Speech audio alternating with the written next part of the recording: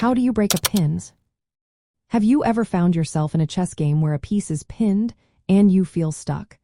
Understanding how to break a pin can turn the tide in your favor. A pin occurs when a piece cannot move without exposing a more valuable piece behind it to attack. The piece that is pinned is often a knight or pawn, while the attacker is usually a bishop, rook, or queen. Let's look at some effective strategies to break that pin. First, you can block the pin. This means placing another piece between the attacking piece and the pinned piece. For instance, if a bishop is pinning your knight to your queen, moving a pawn in front of the bishop can break the pin. This allows your knight to move freely without fear of losing your queen. Another option is to move the more valuable piece behind the pin. If your knight is pinned to your queen, consider moving your queen to a different square.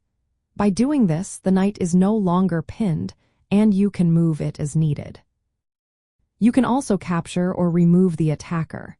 If the pinning piece is vulnerable, you can attack it with one of your pieces or pawns.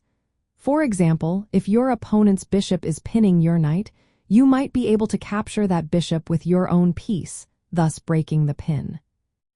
Sometimes, counterpinning can be effective. If you can pin the opponent's pinning piece with one of your own, you can shift the pressure back to them. This forces your opponent to deal with the new pin, which can give you a tactical advantage. Lastly, there are times when you can ignore the pin altogether.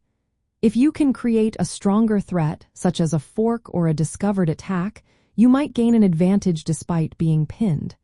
This requires careful calculation, but it can pay off. Understanding the type of pin is also important. An absolute pin means the pinned piece cannot move at all, as it would expose the king to check. Breaking an absolute pin often requires moving the king or blocking the line of attack. A relative pin allows the pinned piece to move but would expose a more valuable piece, like the queen, to capture. Breaking a relative pin usually involves blocking or counter-attacking. In practice, breaking a pin often combines these methods based on the position. If you find your knight pinned to your queen by an opponent's bishop, consider blocking the bishop's diagonal with a pawn, moving your queen, or attacking the bishop to force it away. By recognizing pins and knowing how to break them, you can improve your tactical play. This knowledge helps you avoid losing material or facing disadvantages caused by being pinned.